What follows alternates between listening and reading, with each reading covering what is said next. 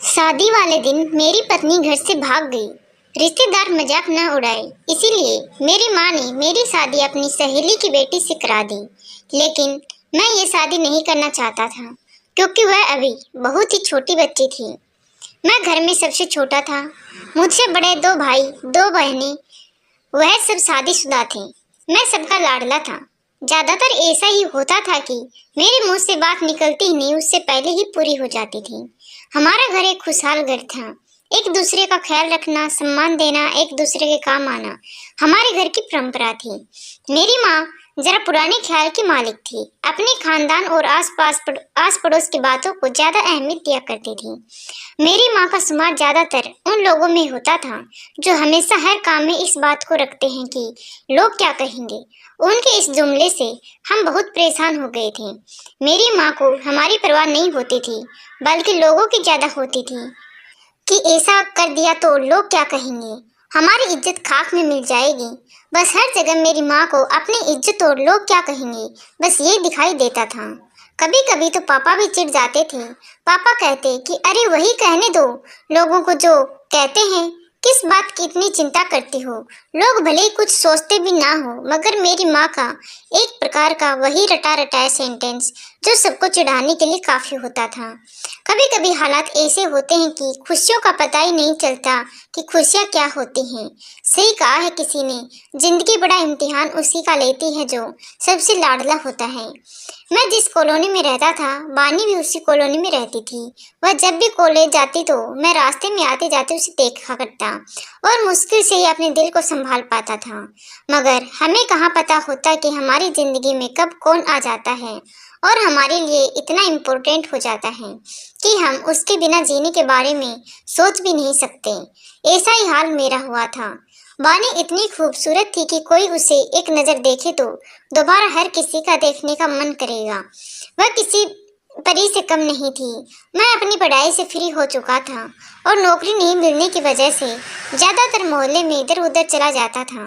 एक दिन बानी कॉलेज के लिए निकली तो मैंने रास्ते में ही उसे रोक लिया। सोचा इससे बात करके देखता हूँ क्या कहती है, लेकिन मेरी इस हरकत से वह बहुत घबरा गई थी। मगर मैंने सिर्फ उसके भाई का नाम लेकर उसके बारे में पूछा कि आकाश आजकल दिखाई नहीं देता, कहाँ है। उसकी घबराहट देखकर मेरी और कुछ कहने की हिम्मत ही नहीं हुई। मेरी वजह से वह कितनी परेशान हो गई थी। हालांकि उस दिन मेरा पक्का इरादा था कि अपनी मोहब्बत का इजहार करूंगा। इधर मेरी माँ मुझे नौकरी तलाश करने पर जोर डाल रही थी। उनकी एक ही रट थी कि जल्दी नौकरी तलाश करो ताकि तुम्हारी भी शादी कर सकूं। और मैं अभी ये सब नहीं चाहता था। मेरे सभी दोस्त कहते थे कि शादी एक बहुत ही बड़ी जिम्मेदारी होती है। इंसान बस पत्नी और बच्चों में फंस कर रह जाता है, फिर उसे दुनियादारी से कोई मतलब नहीं रहता। जिंदगी के मजे तो बस शादी से पहले ही होते हैं, बाद में तो बस सजा होती है। मुझे भी अंदाजा था कि शादी के बाद इंसान कितना परेशान रहता है। मैंने खुद देखा था, क्योंकि मेरे दोनों भाई, बड़े भाई शादीशुदा थे, किस तरह से पत्नी और बच्चों के बीच फंसे रहते थे। खैर शादी तो करनी ही पड़ती है, जिंदगी अकेले नहीं कटते। मगर मैं अभी शादी नहीं करना चाहता था। मेरा सपना था कि बानी की पढ़ाई पूरी हो जाए तो अपनी माँ को अपनी पसंद बताकर उसका हाथ मांग लूंगा। अभी माँ को कुछ बताने की हिम्मत नहीं होती थी। मैं सोचता था कि तब तक बानी की पढ़ाई भी पूरी हो जाएगी और मेरी भी नौकरी लग जाएगी। मैं रोज फाइल्स उठाता और अलग अलग कंपनियों में अपनी किस्मत आजमाने चला जाता। इन जगहों पर मेरे जैसे और भी न जाने कितने लड़के आने वाले फ्यूचर के सपने सजाए हुए बैठे थे। इतने सारे लोगों में से किसी एक की किस्मत जागती और वह भगवान का धन्यवाद करके खुशी खुशी चला जाता। बाकी सब मुंह लटकाए अपनी अपनी फाइल बैग में डालकर किसी और जगह किस्मत आजमाने निकल जाते। यह तो रोज का रूटीन बन चुका था। अपनी फाइल लिए कंपनी में जाना और फिर मुंह लटकाकर वापस आ जाना। यह सब मेरे साथ ही नहीं होता था, बल्कि सभी लड़कों के साथ ऐसे ही होता था। मैं अपनी बानी को आते जाते देखता तो ठंडी आहें भरता कि कब मेरी नौकरी लगेगी और कब मैं बानी से शादी करूंगा। बानी के घर के करीब मेरे मोहल्ले का एक लड़का रहता था। उसका नाम समीर था। उससे मेरी ज्यादा दोस्ती नहीं थी, बस ऐसे ही हाय हेलो हो जाती थी। कभी कभी क्रिकेट टीम में होने की वजह से हमारी मुलाकात हो जाती थी। वह भी आजकल नौकरी की तलाश में था।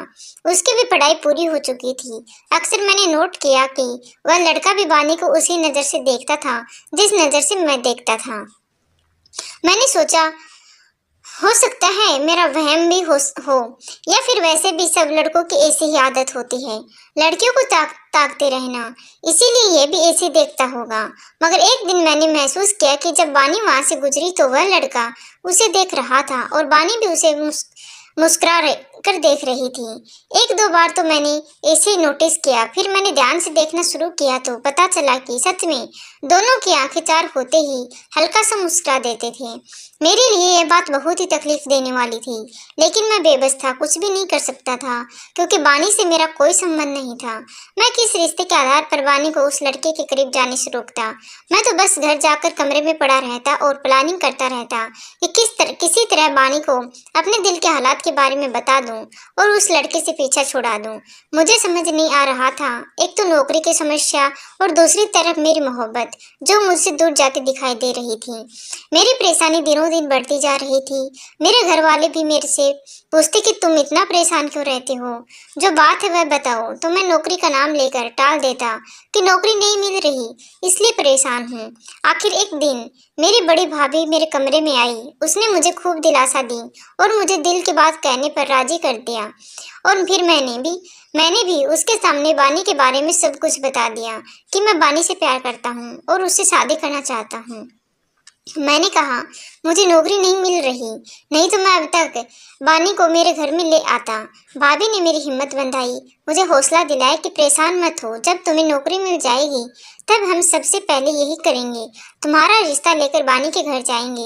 अब मैं दिलो जान से नौकरी की तलाश में निकलता और फिर भगवान की कृपा हुई कि एक जगह मुझे नौकरी मिल ही गई। नौकरी अच्छी थी, मुझे बहुत सुकून मिला, घर वाले भी बहुत खुश हुए। अपनी खुशी में मैं बानी को भी शामिल करना चाहता था। मैंने सोचा भाभी को कहूंगा कि मेरे साथ बानी के घर चलो, बानी और उसकी मम्मी को भी ये खुशखबरी दें और इशारों इशारों में उन्हें बताएं कि हम बानी से रिश्ता जोड़ना चाहते हैं। पहले तो भाभी ने मना कर दिया, लेकिन मेरे बार बार कहने पर वह मान गई और फिर छत पर जाकर मैंने ठंडी सांस ली। इस दौरान मेरी नज़र सामने वाले घर की छत पर खड़े उस लड़के पर पड़ी जो मेरे ख्याल में बानी के साथ सेट था। मेरी सांस वहीं रुक गई। मेरी आंखों में नफरत और दिमाग में गुस्से की आंधियां चलने लगी क्योंकि वह इशारों में बानी से कुछ बातें कर रहा था। बानी की नज़र मुझ पर पड़ी तो वह कमरे में चली गई। मुझे उस लड़के पर बहुत गुस्सा आ रहा था। मैं मन ही मन बड़बड़ाता रहा कि मैं इस लड़के को छोड़ूंगा नहीं। कुछ देर बाद वह लड़का भी नीचे उतर गया। फिर मैं सोचने लगा कि अब मैं क्या करूं, इससे पहले कि पानी सर से ऊंचा चला जाए मुझे कोई कदम उठाना ही होगा। मैं ये सोचते हुए जल्दी से नीचे आ गया। सबने मिलकर खाना खाया। फिर मैंने भाभी को सारी बात बताई और फिर भाभी से कहा कि मम्मी से भी सारी बात करो, उन्हें इस रिश्ते के लिए तैयार करो। मैं जल्द से जल्द ये शादी करना चाहता हूँ। भाभी ने मुझे तसल्ली दी और कहा कि आज ही मम्मी जी को तुम्हारी पसंद के बारे में बताऊंगी। भाभी ने कहा उस लड़के को इग्नोर करो। मैंने उस लड़के को इग्नोर करने की कोशिश की, मगर मैं अंदर ही अंदर डर रहा था कहीं वह लड़का मुझसे पहले ही मेरी बानी को ना ले उड़े। खैर मेरी चिंता देखकर भाभी ने मम्मी को सारी बातें बताई।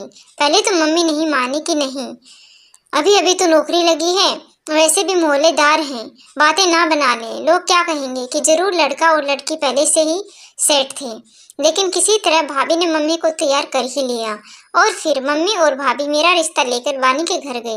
मैं पीछे से भगवान से प्रार्थना करता रहा कि भगवान करे बानी की मम्मी इस रिश्ते के लिए राजी हो जाए। 2-3 घंटे बाद मम्मी और भाभी वापस आई। मैं तुरंत उनके पास गया कि मुझे देखकर बताएंगे कि कोई खुशखबरी है या नहीं, पर मुझे देखकर वह दोनों अंदर चली गई। मेरा दिल जोर जोर से धड़कने लगा। मेरे दिमाग में कई तरह के ख्याल आने लगे। मुझे लगा बात नहीं बनी। मैं ये सोचते हुए उनके पीछे अंदर चला गया और मम्मी और भाभी के चेहरे को गौर से देखने लगा। वह दोनों पहले नीचे मुंह करके बैठी रही और फिर मेरी तरफ देखकर हंसने लगी। मैं हैरान और परेशान हो गया। उनको 2 मिनट तक उनके चेहरे की तरफ देखता रहा। फिर उन्होंने मेरी हालत पर तरस खाकर मुझे बताया कि वह इस रिश्ते के लिए राजी हैं। बानी की मम्मी को इस रिश्ते से कोई एतराज नहीं है। मैं खुशी से चीख पड़ा था। भाभी ने कहा हाँ भाई खुश हो जाओ, समझो तुम्हारा काम हो गया। इतने में बाकी घरवाले भी आ गए। सबने मुझे बधाई दी। मेरी खुशी का ठिकाना ही नहीं था। और मैं खुश कैसे ना होता, मेरी पसंद मुझे मिलने वाली थी। पर दिल में एक ख्याल ये भी था कि बानी को तो कोई ऐतराज नहीं होगा। मैं चुपके से भाभी से पूछा कि उसकी मम्मी ने अपनी बेटी से पूछा या नहीं, क्या वह इस रिश्ते के लिए तैयार है। भाभी ने कहा, जाहिर सी बात है कि बानी की माँ ने बानी की मर्जी के बिना तो ये रिश्ता तय नहीं किया होगा। और फिर बानी ही चाय लेकर आई थी। और जब उसकी मम्मी ने इस रिश्ते की बधाई दी तो वह चुप रही थी, बस हल्के से मुस्कुरा दी। मतलब माँ बेटी के बीच जरूर बातचीत हो चुकी थी और आंटी ने उससे पूछकर ही हाँ की होगी। ये सब सुनकर मुझे बहुत सुकून मिला। मुझे ऐसा लग रहा था जैसे मैंने कोई किला जीत लिया हो, सामने वाले लड़के से बाजी मार ली। घर में खुशी की लहर दौड़ गई थी। सब बातें करने लगे थे कि कब शादी का दिन रखें, शादी में ये करेंगे वो करेंगे, और साथ ही साथ मुझे छेड़ भी रहे थे। घर में एक हंगामा सा मच गया था। खैर मैं अगली सुबह तैयार होकर ऑफिस चला गया। जाते हुए बानी के दरवाजे पर नजर डाली कि शायद वह नजर आ जाए। मैं उसकी मर्जी जानना चाहता था। मैं अपने कानों से उससे हाँ सुनना चाहता था, लेकिन वह मुझे कहीं नजर नहीं आई। दिन गुजरते जा रहे थे। फिर एक दिन सब ने कहा कि बानी की माँ से शादी की तारीख मांग ली जाए। मामला यूं लटकाए रखना ठीक नहीं। सब ने फैसला किया कि आज शाम मम्मी और दोनों भाभियां बानी के घर जाकर शादी की तारीख तय करके आएंगी। भाभी ने उनकी मम्मी को फोन करके बता दिया था कि आज शाम हम आपके घर आ रहे हैं शादी की बात करने के लिए। उन्हें भी कोई ऐतराज नहीं था। सभी बहुत खुश थे। शाम को मम्मी और दोनों भाभियां बानी के घर शादी की बात करने चली गई।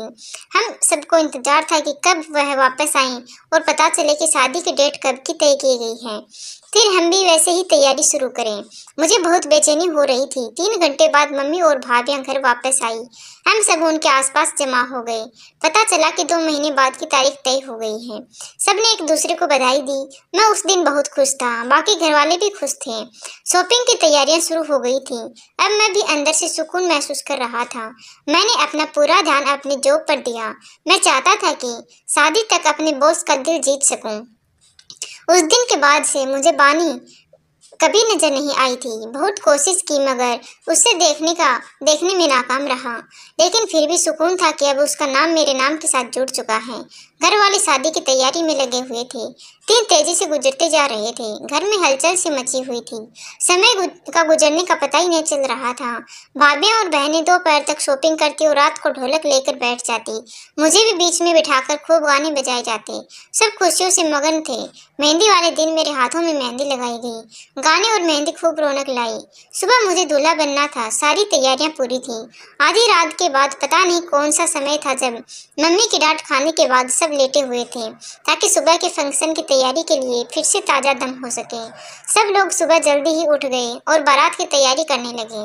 मैं तो ऐसे ही टहलता हुआ बाहर निकला आया और बानी के घर की तरफ झाँका, लेकिन पता नहीं वहाँ तो बहुत ही खामोशी थी। 3-4 दिन पहले तो वहाँ भी बहुत रौनक थी, लेकिन आज इतनी खामोशी क्यों थी। मैंने भाभी से कहा कि जाकर पता करें। सब तैयारी है, पर भाभी ने मना कर दिया कि कुछ देर में तुम्हारी शादी होने वाली है, ज़्यादा उतावले मत बनो। लेकिन मैंने भी जिद करके बानी के घर भेज दिया। मेरी जिद को देखते हुए भाभी चली गई। थोड़ी देर बाद भाभी वापस आई तो भाभी के चेहरे पर थोड़ी परेशानी थी। जिस खुशी में वह गई थी वापस आए तो उनके चेहरे पर वह खुशी नहीं थी। मम्मी उनका कंधा पकड़कर पूछ रही थी कि क्या हुआ, तुम्हारा चेहरा क्यों उतरा हुआ है। मैं भी भाभी के पास पहुंच गया था। मैंने कहा, भाभी सब ठीक तो है ना। भाभी खामोशी से मेरी तरफ देख रही थी। मम्मी ने फिर से उनसे खामोशी का कारण पूछा तो वह धीरे से बोली, मम्मी जी, जब मैं लड़की वालों के घर गई तो बानी की मम्मी रो रही थी। घर में सब बहुत परेशान थे। मैंने हैरत से उनकी तरफ देखा तो पहले तो मुझे लगा कि बेटी की विदाई में सभी परेशान हैं। जब मैं दिलासा दी तो वह मेरे सामने हाथ जोड़ने लगे। मैं बहुत हैरान हुई कि आंटी आप ये क्या कर रही हैं, भगवान के लिए कुछ बताएं, आखिर बात क्या है। तब वह कांपती आवाज में बोली कि बानी इस शादी में शादी से खुश नहीं थी, कि अभी मैं शादी नहीं करना चाहती, मगर उसके पापा ने समझाया था कि अभी नहीं तो जब भी करनी है करनी तो है। और फिर रिश्ता अच्छा है तो देखे वाले लोग हैं, तो फिर शादी करने में क्या दिक्कत है। फिर वह खामोश हो गई थी। हम समझे कि वह शादी के लिए धीरे धीरे खुद को तैयार कर लेगी, लेकिन पता नहीं रात जाने वह कब घर से चली गई, हमारे मुंह पर कलंक लगाकर। आप लोग हमें माफ कर दें, ये कहकर वह बेहोश हो गई। उनकी बहन ने पानी के छींटे मारे तो वह होश में आई। उनकी हालत बहुत खराब है। भाभी के मुंह से इतना सुना कि मेरी मम्मी सोफे पर गिर पड़ी और मेरे तो पाँव के नीचे से जमीन निकल चुकी थी। भाभी की बताई कहानी सुनकर और ऊपर से मम्मी की हालत देखकर मैं परेशान हो गया था। हे भगवान, ये सब मेरे साथ क्यों? मेरा दिल अंदर ही अंदर रो रहा था। सबने मम्मी को उठाकर बेड पर बिठाया, पानी पिलाया। जिस घर में थोड़ी देर पहले खुशियां नाच रही थी, वहां अब गम से सभी मंडराने लगे थे। मैं अपने कमरे में आकर सिर पकड़कर बैठ गया। आखिर उसने मेरे साथ ऐसा क्यों किया? पहले ही मना कर देती, यूं सबके सामने रुसवा तो ना करती। अब क्या होगा? सारे मेहमान आ चुके थे। पंडित जी भी तैयार बैठे थे। बारात जाने के लिए तैयार बैठी थी। यार दोस्त हौसला दे रहे थे, लेकिन दिल को किसी भी तरह दिलासा नहीं मिल रहा था। कुछ देर बाद मम्मी कमरे में आई और उन्हें देखकर मैं खड़ा हो गया। मैंने मुश्किल से अपने आंसू रोके। मम्मी ने मुझे सीने से लगाया और फिर मेरे आंसू खुद ब खुद चले थे। मम्मी ने मुझे बेड पर अपने पास बिठाया और बोली कि बेटा, जो भगवान की मर्जी होती है वही होता है। उसकी मर्जी के बगैर तो पत्ता भी नहीं हिलता। वानी तुम्हारी किस्मत में ही नहीं थी। मम्मी ने मुझे बहुत हौसला दिया, लेकिन इस समस्या का जो समाधान बताया उसे सुनकर मेरा सर घूम गया था। मेरी आंखों के सामने अंधेरा छाने लगा। मम्मी ने कहा, देखो बेटा, सब मेहमान आ चुके हैं। अगर अब शादी नहीं हुई तो तमाशा बन जाएगा। हमारी इज्जत सरेआम उछल जाएगी और अपने घर की इज्जत बचाने का एक ही तरीका है कि तुम मेरी सहेली की बेटी रिया से शादी कर लो। सबका मुंह बंद करने का बस एक ही रास्ता है, इसके अलावा कुछ नहीं हो सकता। या तो लोगों के सामने अपनी माँ का तमाशा बनवा लो, या फिर मेरी बताई हुई लड़की से शादी कर लो। लेकिन मम्मी, वह तो अभी बहुत छोटी है और मैं अभी शादी नहीं करना चाहता। मुझे थोड़ा टाइम दो, मैंने मम्मी से विनती भरे हुए शब्दों में कहा। किस बात का टाइम? तुम्हारी पसंद पर हम सब ने सर झुका दिया था। तुम्हारे कहने पर उसके घर रिश्ता लेकर गए। तुम्हारी पसंद पर कोई एतराज नहीं किया। अब अगर भगवान को मंजूर नहीं था तो भलाई इसी में है कि तुम भी खामोशी से भगवान की इस मर्जी पर अपना सर झुका दो और मेरी बात मान लो और उस लड़की से शादी कर लो। हमने भी तो तुम्हारी बात मानी थी ना, लेकिन उस लड़की ने अपने माँ बाप की इज्जत का भी बिल्कुल ख्याल नहीं किया। तब उसके बारे में सोचना बेवकूफ़ी है। जो अपने सगे माँ बाप की नहीं हो सकी, वह किसी और की क्या होगी। बस अब मुझे और ज़्यादा परेशान मत करो। मैंने तुम्हारे भाइयों को बोल दिया है, वह होटल में इंतजाम करने चले गए हैं। अब अगर तुमने मना किया तो मेरा मरा हुआ मुंह देखेगा। मम्मी ये कहकर रोने लगी। नहीं नहीं मम्मी, ऐसी बातें मत करो। भगवान आपको मेरी भी उम्र लगा दे। मुझे आपकी जिंदगी बहुत प्यारी है, उससे ज्यादा कोई भी चीज प्यारी नहीं। आप पर मेरी हर खुशी कुर्बान है। मैंने तड़पकर अपनी माँ के कदमों में बैठकर कहा, आप जैसा कहेंगे वैसा ही होगा। मैंने अपना सर अपनी माँ की गोद में रख दिया। मम्मी ने अपना हाथ मेरे सर पर रखा और बोली, एक धोखेबाज लड़की के पीछे खुद को बर्बाद मत करो। जिंदगी में बहुत सारे उतार चढ़ाव आते हैं, किसी एक के पीछे जिंदगी रुक नहीं जाती। अगर उसने तुम्हारी इज्जत की परवाह नहीं की तो तुम भी सब कुछ भूलकर जिंदगी में आगे बढ़ो। मेरी भाभी और बहनों ने बात को संभाल ली थी। मुझे बुझे हुए चेहरे के साथ और भारी कदमों के साथ मैं गाड़ी तक पहुंचा। सजी हुई गाड़ी अब मुझे वीरान लग रही थी। खैर, मेरी शादी हो गई थी। कैसी हुई मुझे कुछ भी नहीं पता। अब मुझे शादी में कोई दिलचस्पी नहीं थी। बस मेरी माँ को दिया हुआ वादा निभा रहा था। अपनी सोच में इतना गुम था कि पता ही नहीं चला कब दुल्हन लेकर मैं घर वापस आ गया। मुझे यह सब एक भयानक सपना लग रहा था। यह सब एक रस्म निभाई गई लोगों का मुंह बंद रखने के लिए, या फिर यूं कहीं अपनी इज्जत बचाने के लिए। मजबूरी से ये शादी हुई। मैं सोफे पर किसी लाश की तरह गिर गया। सब मेरी हालत को अच्छी तरह से समझ रहे थे। जिस इंसान की होने वाली पत्नी घर से भाग जाए, उसकी जो बेइज्जती होती है वह शायद ही कोई समझ पाए। ऐसा लगता है कि हर देखने वाली नजर उस आदमी पर हंस रही हो। मैं सर पकड़कर अपने ख्यालों में बैठा था। उसी पल मुझे अपने कंधे पर किसी के हाथ का स्पर्श महसूस हुआ। मैं पीछे मुड़कर देखा तो वह मेरी माँ का हाथ था।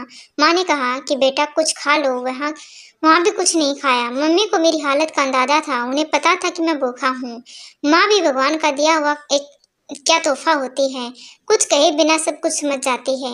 मम्मी ने फिर कहा, उठो बेटा, खाना लगा दिया है। मैंने कहा, मम्मी मुझे भूख नहीं है। लेकिन मम्मी ने जबरदस्ती की तो उनके खाते थोड़ा सा खा लिया।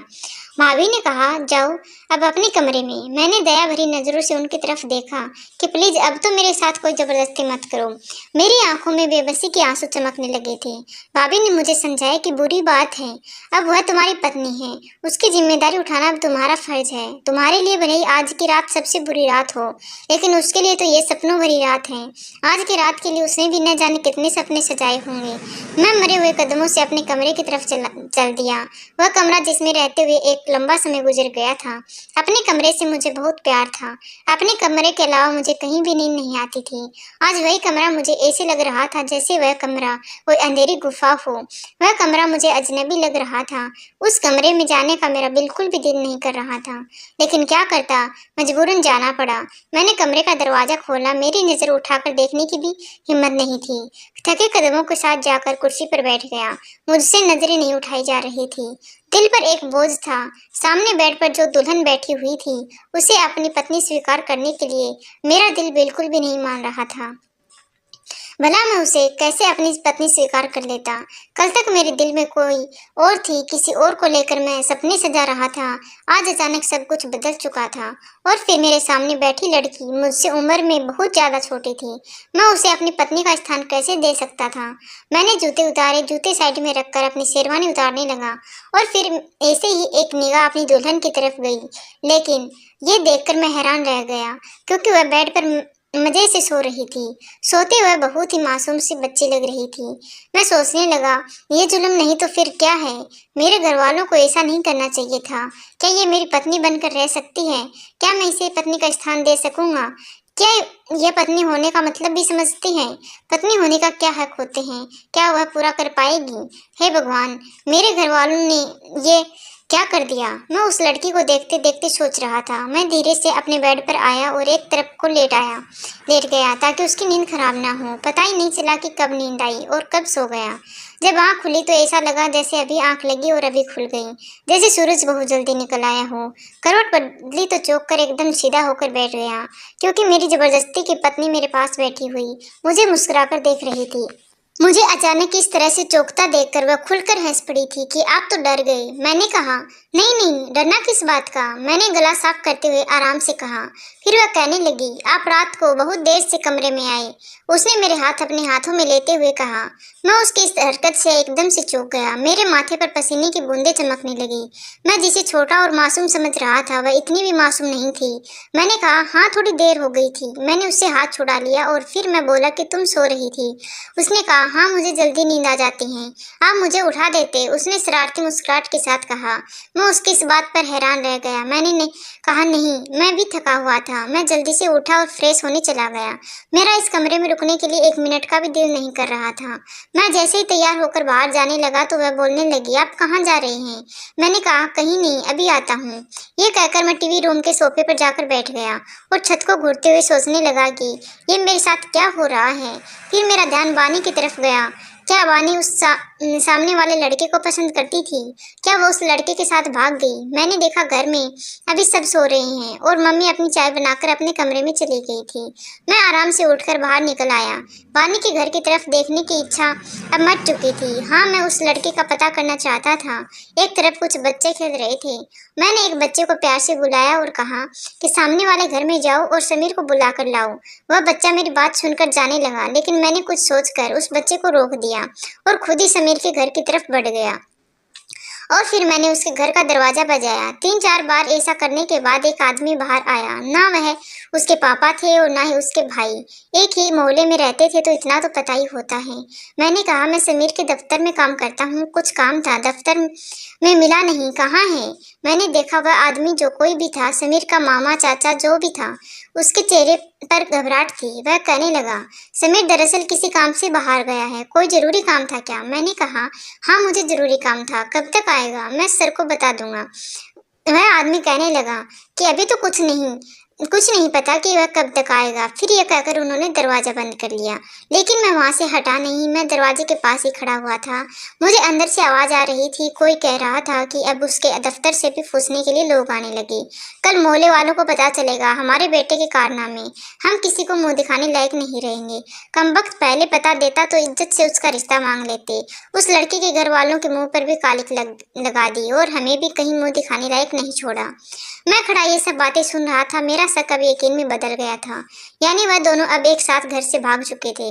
मुझे उसी दिन समझ जाना चाहिए था और उनके मामले में टांग नहीं अड़ानी चाहिए थी। इस रुसवाई से यही अच्छा था कि मैं अपनी एक तरफा मोहब्बत का गला घोट देता तो दो घर टूटने से बच जाते। मेरा घर तो ना चाहते हुए बस गया था, मगर दिल तो टूट चुका था। मैं वापस घर आया और सोफे पर बैठकर सोचने लगा।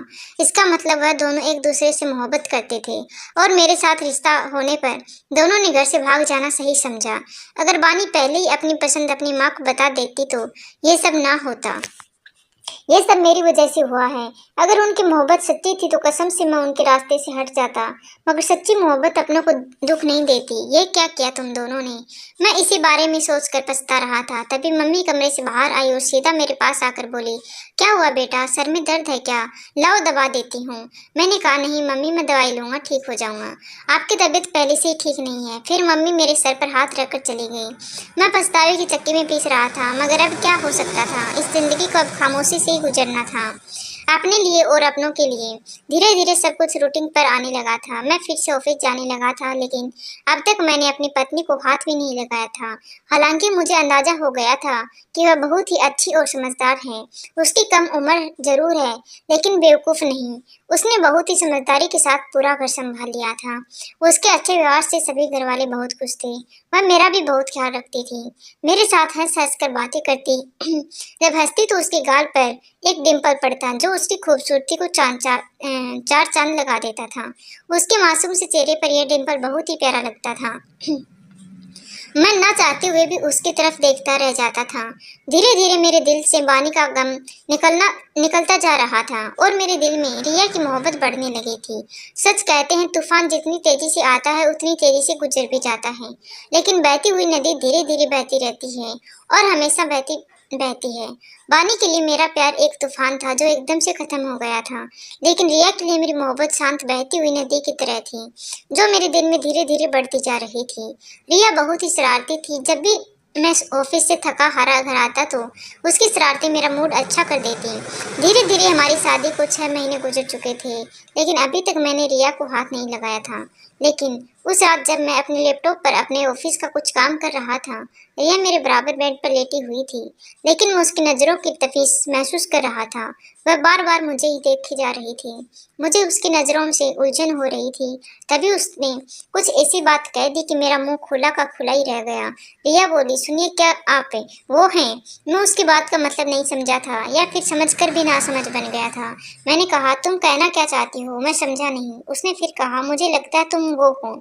इस बार मुझे गुस्सा आ गया। मैंने कहा, देखो मैं एक नॉर्मल इंसान हूँ और इनसे इस तरह की बातें करने की तुम्हारी हिम्मत कैसे हुई? मेरी बात पर वह खिलखिलाकर हंस पड़ी। कहने लगी, हमारी शादी को 6 महीने हो गए हैं, लेकिन तुम मेरे पास ही नहीं आते, तो मैं समझी कि तुम नामर्द हो। लेकिन कोई बात नहीं, अगर तुम नामर्द भी हुए तब भी मैं तुम्हारे साथ पूरी जिंदगी गुजार लूंगी, क्योंकि मुझे तुमसे मोहब्बत हो गई है। रिया की नामर्द वाली बात पर मुझे गुस्सा आ गया था। मैंने रिया से कहा कि मैं नामर्द नहीं हूँ। मेरी बात पर रिया की आंखों में फिर शरारत भर आई थी और फिर उस रात मैंने रिया पर साबित कर दिया कि मैं नामर्द नहीं हूँ। रिया को बाहों में भरते ही पानी का दूर दूर तक का ख्याल मेरे दिमाग में नहीं था। अब सिर्फ रिया ही मेरी जिंदगी थी, रिया ही मेरी मोहब्बत थी। मेरी और रिया की शादीशुदा जिंदगी की शुरुआत हो चुकी थी और मैं रिया के साथ बहुत बहुत खुश था। दिनों दिन हमारी मोहब्बत बढ़ती जा रही थी। कभी कभी तो मुझे खुद पर हैरत होती कि फिर भला वो क्या था जो मैं बानी के लिए महसूस करता था, क्योंकि अब तो मेरे दिल में बानी का कहीं कोई नाम नहीं था। कुछ समय बाद पता चला कि समीर वापस लौट आया है, लेकिन बानी नहीं आई थी। मुझे पता था कि बानी और समीर साथ गए थे। समीर के माँ बाप को भी पता था कि बानी और समीर साथ गए थे, लेकिन जब समीर आ गया तो बानी क्यों नहीं आई? बानी के माँ बाप को शायद पता नहीं था कि बानी किसके साथ गई है। वह लोग तो यही सबर किए बैठे थे कि उनकी लड़की घर से भाग गई है और किसी के साथ जिंदगी हंसी खुशी गुजार रही होगी। लेकिन समीर को देखकर मुझे बानी के लिए इंसानियत के नाते चिंता होने लगी थी। पता नहीं वो कहाँ कान धक्के खा रही होगी, लेकिन जो कुछ उसके नसीब में हुआ है खुद उसने ही अपने हाथों लिखा है। शायद माँ बाप का दिल दुखाने वाली लड़कियों का यही अंजाम होता है। वह कभी जिंदगी में खुश नहीं रह सकती। माँ बाप के फैसले कभी गलत नहीं होते। मैंने रिया पर प्यार भरी एक नज़र डाली। वह भी मुझे देखकर मुस्कुरा रही थी। मेरी जिंदगी में तब किसी बात की कमी नहीं थी, लेकिन इंसानियत के नाते मैं सब कुछ जानकर भी अनजान नहीं बन सकता था। मैंने बानी के माँ बाप को सारी सच्चाई बता दी समीर के बारे में। और फिर जब समीर के माँ बाप ने पुलिस के जरिए समीर से पूछताछ की तो उसने सच उगल दिया कि वह बानी को साथ लेकर गया था। वह बिना शादी के ही एक साथ रह रहे थे। समीर ने बताया कि 2 महीने तक साथ रहने के बाद मैंने बानी को छोड़ दिया। बानी डर की वजह से अपने माँ बाप के पास नहीं आना चाहती थी और वही छोटी मोटी नौकरी करके अपना गुजारा कर रही है। पुलिस के जरिए बानी के माँ बाप बानी को वापस ले आए और अब इस इंतजार में बैठे हैं कि बानी की किसी अच्छी जगह शादी हो जाए। कहानी के अंत में इतना ही कहना चाहूँगा कि शादी एक पवित्र बंधन होता है। इसमें लड़के और लड़की दोनों की रजामंदी जरूरी होती है। अगर अपना होने वाला जीवन साथी आपको पसंद नहीं तो अपनी पसंद के बारे में अपने माँ बाप को बताएं। हो सकता है आपके माँ बाप आपको समझें और सही फैसला लेने में आपकी मदद करें। धन्यवाद दोस्तों। कहानी अच्छी लगी हो तो प्लीज़ हमारे चैनल को सब्सक्राइब करें। Thank you.